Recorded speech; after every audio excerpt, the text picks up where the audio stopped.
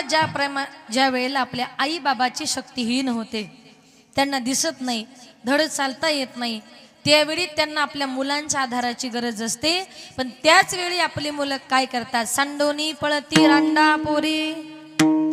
अशा मुलांची माझ्या तुकोबऱ्यांना चीड येते. आणि तुकोबऱ्यांनी हा शब्द वापरला की सांडोनी पळती रांडा पोरे, म्हणजे माझे तुकोबराय कधी कधी या जगाच्या कल्याणा करताना आई बापाच्या सुखा करता नाही का मुलांचा राग येतो ना, म्हणून कठोर शब्द माझे संत महात्मे कधी कधी बोलतात. म्हणून प्रत्येक माणसाने जीवनामध्ये कुठलंही काम करताना कामामध्ये काम, कामामध्ये काम, कामामध्ये काम, काही म्हणा राम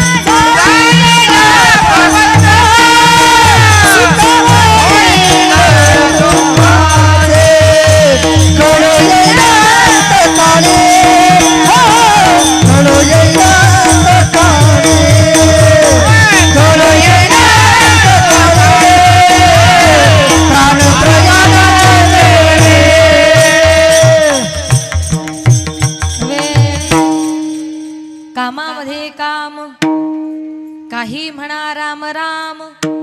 कुठलाही काम करताना रामाचं चिंतन करायचे. दळिता कांडिता जेविता गे बाईये, राम वेळो वेळा मी गाऊविये.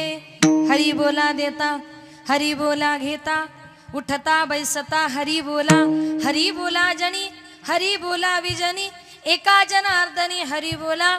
एकनाथ महाराज म्हणतात भांडता कांडता हरी बोला. महिला मंडळ, तुम्हाला भांडता येतं ना? भांडता येतं का?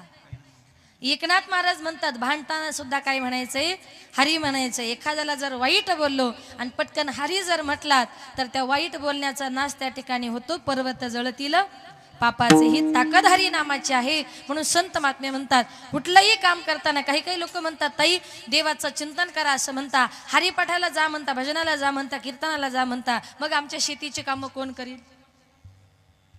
पण संत महात्मे म्हणतात तुम्हाला हरिपाठाला, कीर्तनाला, भजनाला, मंदिरातच जाण्याची गरज नाही. ज्याला टाइम नाही ना त्यांना कामामध्ये काम. म्हणजे कुठलंही काम करताना आपण हरिनाम करू शकतो, हरिपाठ म्हणू शकतो. त्या हरिपाठ ग्रंथाची कीर्ती इतकी मोठी आहे.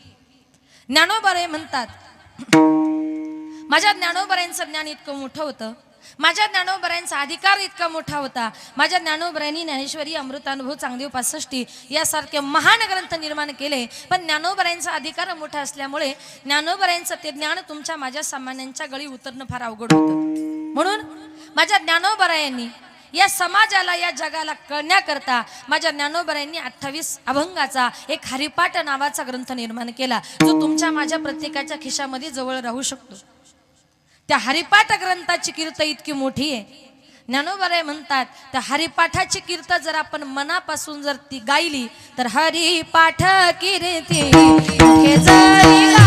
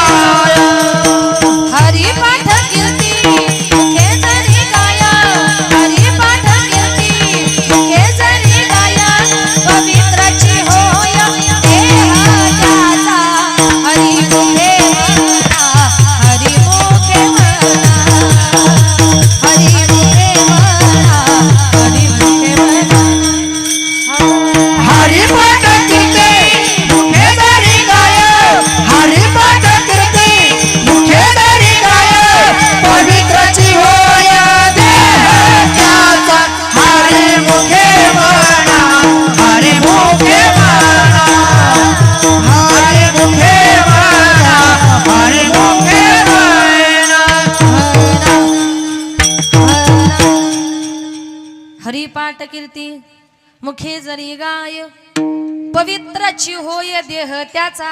ज्ञानोबा म्हणतात एखाद्या गावामध्ये सप्ताह चालू आहे, तिथे हरिपाठ चालू आहे.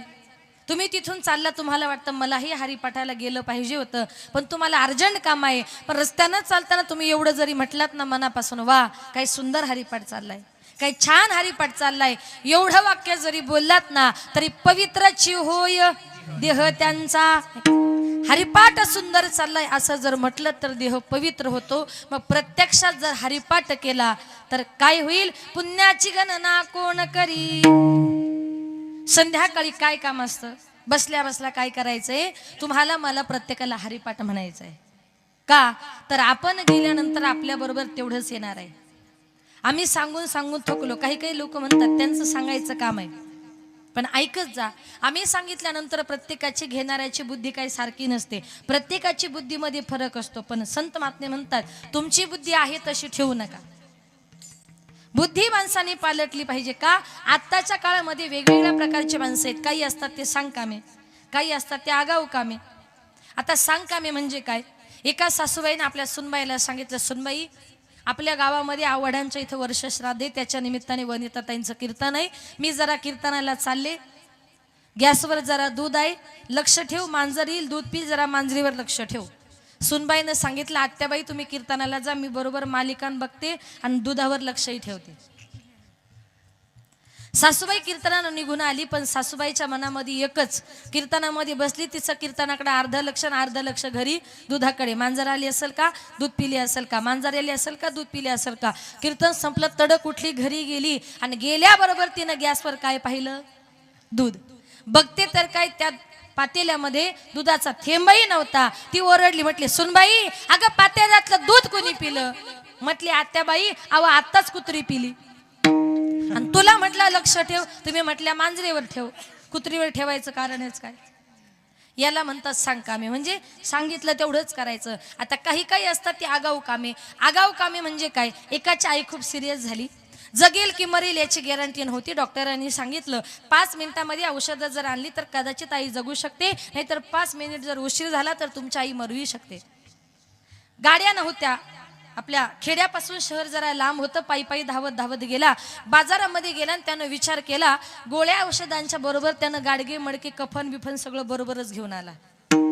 घरातले माणसं म्हटले, आई अजून जिवंतही हे सगळं कशा करता आणलं? म्हटलं कसं आहे ना, मी जरा विचार केला की शहरापासून गाव जरा लांब आहे, आणि मी विचार केला घरी जाईपर्यंत आई जर जगली तर गोळ्या औषधं, आणि मेली तर लगेच तिला कफनामध्ये उचलून बांधून द्यायची. डॉक्टरांनी सांगितलं घरी जाणं, हे औषध आईला जरा हलवून द्या. दोघा भावांनी आई झोळीमध्ये घातली, अशी हलवली, मेली तेव्हाच तिला सोडली. त्याला म्हणतात आगाऊ कामे. म्हणजे सांगितल्यापेक्षा एक्स्ट्रा करणं. म्हणजे आम्ही सांगितल्यानंतर तुमची प्रत्येकाची घेण्याची बुद्धी काही सारखी नाही, प्रत्येकाची बुद्धी ही वेगवेगळी असते. ज्ञानोबा म्हणतात हरिपाठ जर केला, हरी हरी जर म्हटलं तर पुण्याची गणना कोण करी. बरं, हरी नामाचा फायदा काय होते? एक सुंदर उदाहरण आपल्या समोर मांडते. एका गावात 2 भाऊ राहत होते, एक आस्तिक दुसरा नास्तिक. मोठा जो काही होता तो कीर्तन भजन आळंदी पंढरपूरची वारी करायचा. छोटा जो काही होता तो दारू पिणं, बियर पिणं, जुगार खेळणं, अशा प्रकारचे कामं तो करायचा. मोठा भाऊ आळंदी पंढरपूरची वारी करायचा, छोटा भाऊ मात्र दारू पिऊन रस्त्यावर पडायचा. गावातले लोक म्हणायचे मोठा भाऊ कीर्तन भजन करतो आणि लहान्या भावानं त्याची इज्जत घालवली. मग त्या मोठ्या भावानं त्याला सांगायचं, बाबा तूही पंढरपूरला चल, तूही गळ्यामध्ये घाल, माळ घाल, हे सगळं वायफळ आहे, व्यर्थ आहे, दारू पिऊ नको बाबा, संसार चांगला होणार नाही. तो कुणाचंच ऐकत नव्हता. शेवटी आल्याबरोबर महात्म्याने त्या मोठ्या भावाला विचारलं, काय रे तुझ्या घरी आज इतका मोठा कार्यक्रम आणि चेहऱ्यावर एवढा उदास का? त्यानं सांगितलं, काय सांगू महाराज, माझं दुर्दैव, माझ्या घरी आज इतकी संत मंडळी, वारकरी मंडळी, महाराज मंडळी, कीर्तनकार मंडळी सगळेच आलेत, पण काय सांगू म्हटले महाराज, माझा छोटा भाऊ दारू पिऊन शेजारच्या रूम मध्ये पडलाय. महाराज त्याला तुमच्या भाषेमध्ये परमार्थाच्या काहीतरी 4 गोष्टी सांगा का जेणेकरून तोही माळ घालील. महाराजांना वाटलं त्याच्या भावाला काहीतरी सांगावं. महाराज त्याच्या रूमकडे गेले तर तो दारू पिऊन रूम मध्ये पडला होता. महाराज गेले, महाराजांनी दार ढकललं. ढकलल्याबरोबर त्यानं महाराजांना बघितलं आणि महाराजांना म्हटलं, महाराज आमच्या घरी फुकटचं जेवलात ना, माता निघा रस्त्याला. महाराज म्हटले आलो जेवलो हे मानला मान्य आहे, मी जाणार आहे, पण जाण्यापूर्वी तो एकदा हरी म्हण. म्हटलं म्हणणार नाही. एकदा हरी म्हण. म्हटलं म्हणणार नाही. एकदाच हरी म्हण. म्हटलं महाराज जन्माला आल्यापासून कधी देवाचं नाव घेतलं नाही आणि इथून पुढे सुद्धा घेणार नाही. म्हटले एकदा हरी म्हण. महाराज म्हटले. तो म्हटला नाही नाही महाराज अजिबात घेणार नाही. महाराजांनी सांगितलं बघ मी तुझ्या छातीवर बसलोय, दिवस उजाडला तरी चालेल, पण मी काय तुला हरी म्हटल्याशिवाय सोडणार नाही. 2-3 तास झाले. तो म्हणतो महाराज उठा. महाराज म्हणतात हरी म्हण. महाराज उठा. महाराज म्हणतात हरी म्हण. त्यानं विचार केला 2-3 तास झाले महाराज उठत नाही. एकदा हरी म्हणण्याचा प्रश्न आहे. म्हटलं रागाच्या भरात तो हरी म्हटला.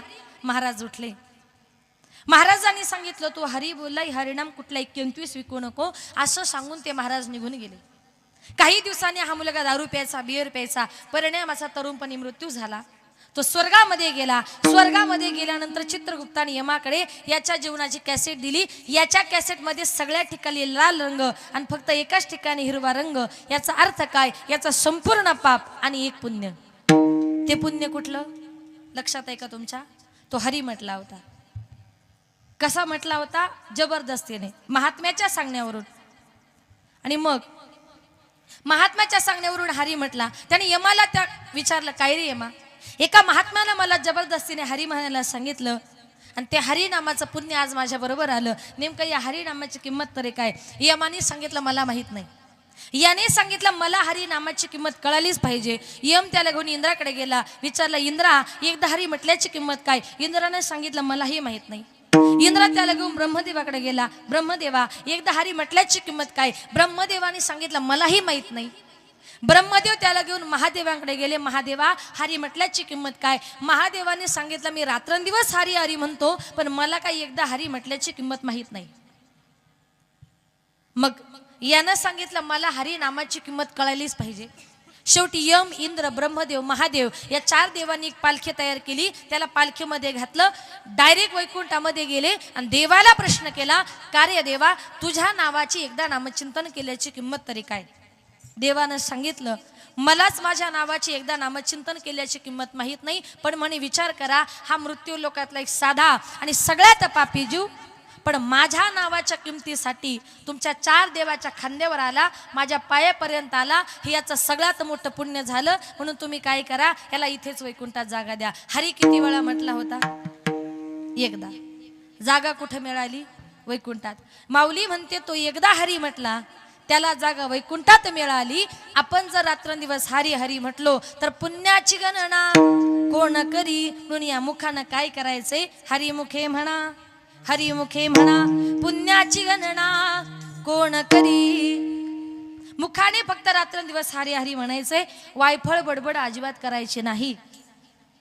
संत महात्मे म्हणतात भगवान परमात्म्याने आपल्याला हा जो काही देह दिलाय ना, देवे दिला देह भजना गोमाता, देवे दिला देह भजना गोमाता, देवे दिला देह भजना गोमाता, देवे दिला देह भजना गोमाता, देवे दिला देह भजना गोमाता, देवे दिला देह भजना गोमाता, देवे दिला देह भजना गोमाता, देवे दिला देह भजना गोमाता.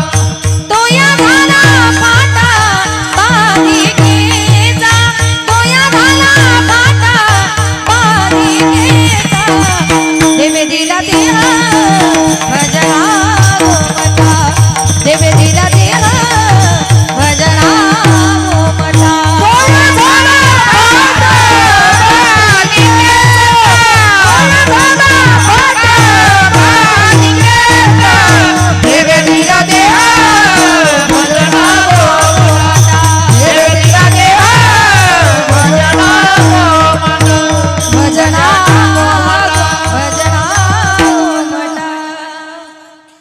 त्याचं भजन पूजन चिंतन करण्याकरता भगवंताने हा देह दिलाय. म्हणून तुकोबराय म्हणतात झाले ही न शक्ती नाक डोळे गळती, नाही का, ज्या वेळेला आपलं वय जास्त होतं, हातपाय चालत नाही, नाही का, नाक मुख गळू लागे, लाळ आणि शेंबूड अशी अवस्था आपली होते ना, त्या टायमाला आपली मुलं सुद्धा आपल्या जवळ राहत नाही. पण तुम्हाला सांगू, म्हातारपणी तुम्हाला जर तुमचं नाव कमवून जर घ्यायचं असेल तर तुम्ही वारकरी संप्रदायामध्ये या, परमार्थामध्ये या. संसारामध्ये माणसाचं वय वाढलं की माणसाची किंमत कमी होते, पण परमार्थामध्ये माणसाचं जेवढं वय वाढतं ना, तेवढी माणसाची किंमत सुद्धा वाढत वाढत जाते. तुम्ही सांगाल कसं काय? म्हणजे एखाद्या कीर्तनामध्ये एखादा संसारी मनुष्य म्हातारा जर आला, त्याला चालता येत नाही, लोक म्हणतात त्याला तिकडेच मागे बसवा. पण तोच कीर्तनामध्ये एखादा माळकरी असेल, वारकरी असेल, जुना वारकरी असेल, आणि ते जर बाबा आले ना, लोक म्हणतात आमच्या गावातले जे ज्येष्ठ वारकरी आहे त्यांना जरा पुढे बोलवा. हा फरक संसार आणि प्रपंचातला आहे. याला कारण का, परमार्थामध्ये माणसाचं वय वाढलं की माणसाची किंमत सुद्धा वाढते, आणि परमार्थिक माणसाला माझा भगवान परमात्मा त्याच्या सगळी पालन पोषणाची जबाबदारी घेत असतो. पोषितो जगा असे एकला तो, तुमच्या माझ्या सगळ्यांचा सांभाळ माझा भगवंत करणार आहे. म्हणून तुकोबाराय म्हणतात, आपली मुलं तर आपल्या बाजूला टाकतातच टाकतात, पण आपली बायको सुद्धा आपण म्हातारे झालो की देवाला नवस करते. अभंगाचे तिसरे चरण.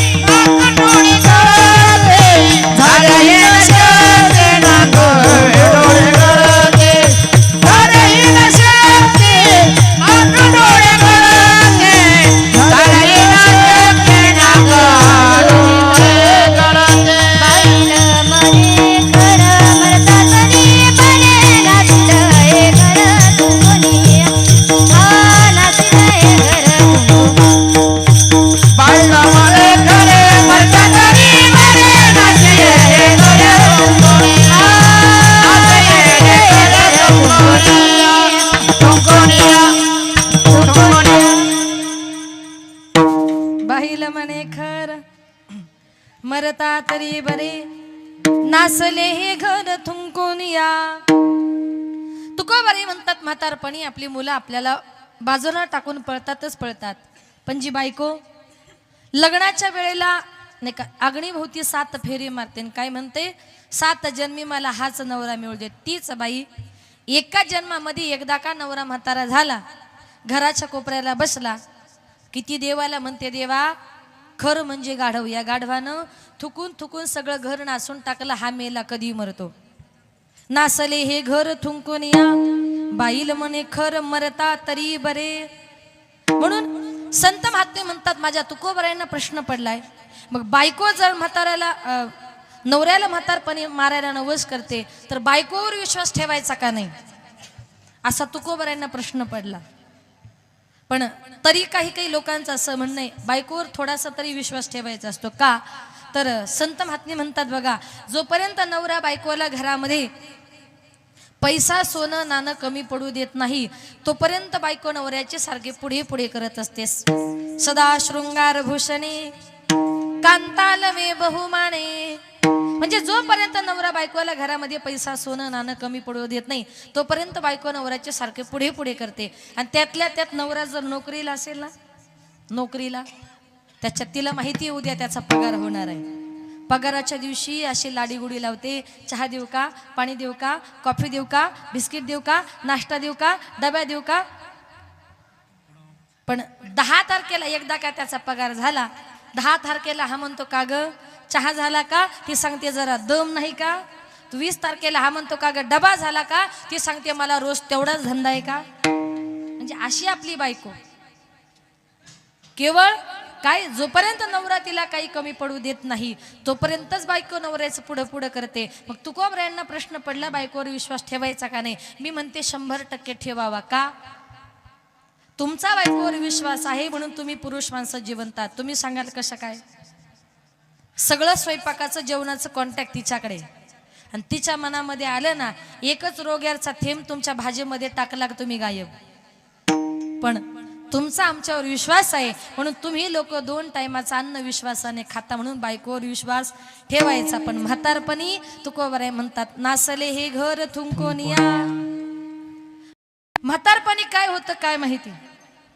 लग्न झाल्यानंतर पहिले 2 वर्ष पती बोलतो पत्नी ऐकते, नंतरचे 2 वर्ष पत्नी बोलते पती ऐकतो, आणि तिथून पुढचे सगळेच वर्ष दोघंही बोलतात आणि सारं गाव ऐकतं. इतकं बिघडत बिघडत जातं.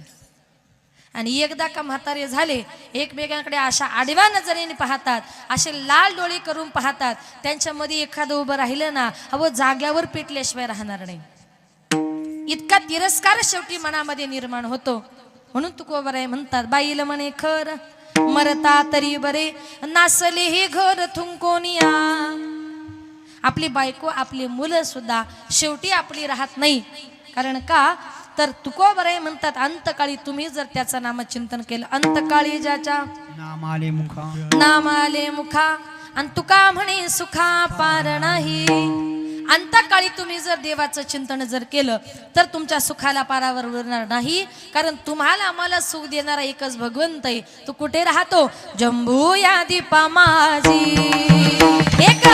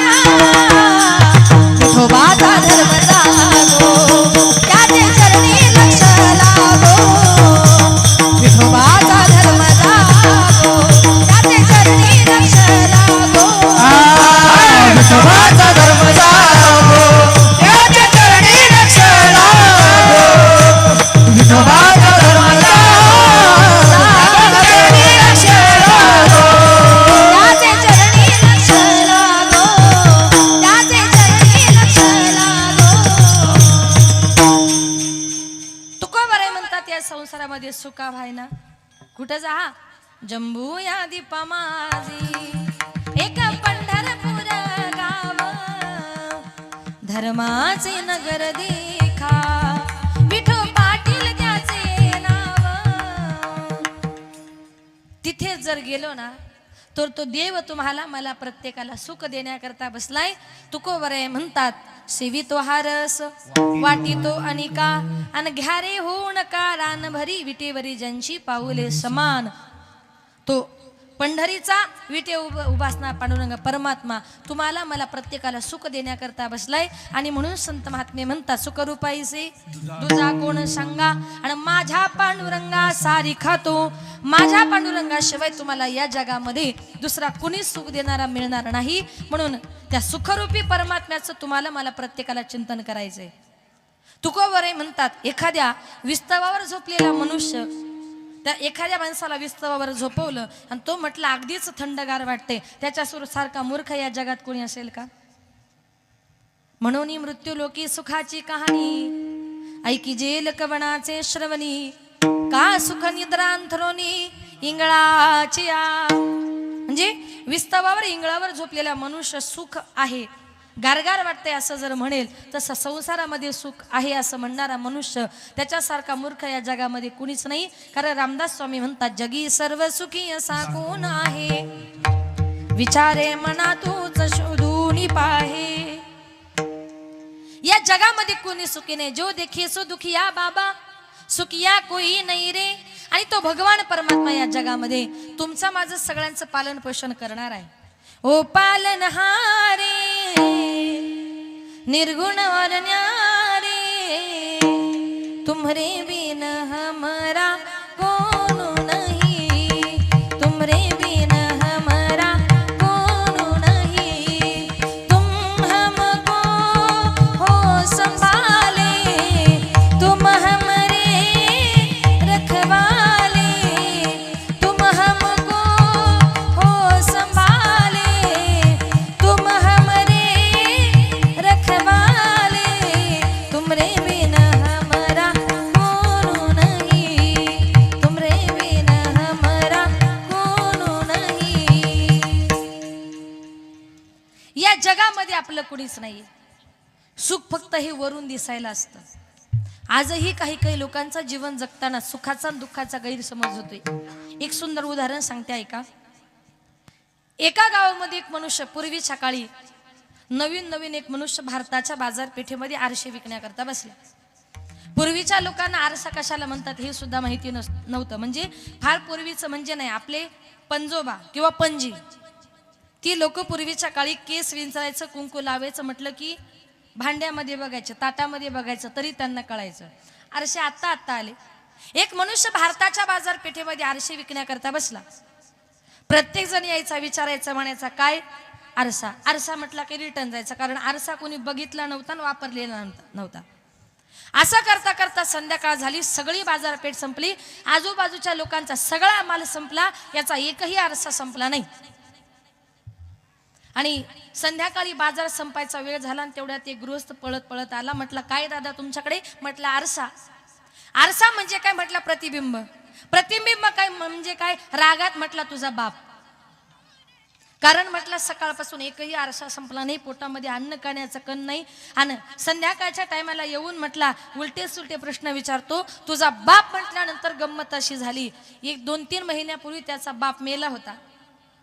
आता बाप म्हटल्याबरोबर त्याने एक आरसा उचलला, आपल्या तोंडासमोर धरला. बापाचा आणि त्याचा चेहरा थोडा सेम टू सेम असल्यामुळे त्याला वाटलं नक्कीच यानं बाप स्वर्गातून माझ्या घरी आणले. त्यानं तो आरसा खरेदी केला, आपल्या घरी नेला, एका आपल्या प्रायव्हेट रूम मध्ये लावून ठेवला. त्याला आनंद वाटला. तो आरशासमोर गेला की हा बोलला की तोही बोलायचा, हा हसला की तोही हसायचा, यानं केसांवर हात फिरवला की तोही फिरायचा, यानं दाढीवर हात फिरवला की तोही फिरवायचा. आणि हसतच रूम मध्ये जायचं आणि हसतच बाहेर यायचा. बायकोच्या मनामध्ये जरा शंका निर्माण झाली, चावी खिशातच. बायकोच्या मनामध्ये शंका निर्माण झाली का माझा नवरा म्हणजे सकाळी 9 वाजता तव्यावरून चपाती भाजली का खाणारं गिऱ्हाईक, आज दुपार होऊन गेली तरी जेवायला येत नाही, आला की त्या रूम मध्ये जातो, हसत बाहेर येतो, याचं नेमकं चाललंय तरी काय. तिच्या मनामध्ये जरा शंका निर्माण झाली. बाईचं मन कसं जरा संशय असतं ना, तिला वाटलं नक्कीच यानं रूम मध्ये कुणाला तरी आणून ठेवली. म्हटले नवरा घराच्या बाहेर गेला की लॉक तोडायचा, रूम मध्ये यानं आणून काय ठेवलंय ते आपण बघायचंच. तो काहीतरी कामानिमित्त घराच्या बाहेर गेला, तिनं तो लॉक तोडला, रूम मध्ये गेली, सगळीकडे बघितलं, तिला काही दिसलं नाही. जरा वेळानं तिला भिंतीवर आरसा दिसला. आता आरसा कशाला म्हणतात हे तिला माहीतच नव्हतं. आरशा समोर गेली आणि जोरात हसली. आता ही हसल्यावर समोरची पण हसली. ही म्हटली हा आता माझ्या लक्षात आलं, ही भवानी इथं आणून ठेवली काय. आता ती तिथं होती का तिला भासली. तसं संसारामध्ये सुख आहे हा फक्त भास आहे. वरून दिसायला सुख आहे पण आतून मात्र दुःख आहे. आणि या संसाराच्या सुखामध्ये कधी कधी आपले गैरसमज होतात. दिसायला वेगळं दिसतं पण असायला ते वेगळं असतं. म्हणून भगवान परमात्म्याने जसं दिलंय ठेविल्यानंती तैसेची राहावे आणि चित्ती असू द्यावे समाधान. चित्ताला समाधान म्हणण्याचा प्रयत्न करा. शेवटी तुकोबराई म्हणतात कितीही जरी बायको मुलांकरता कमवलं ना, तुकोबराई म्हणतात मला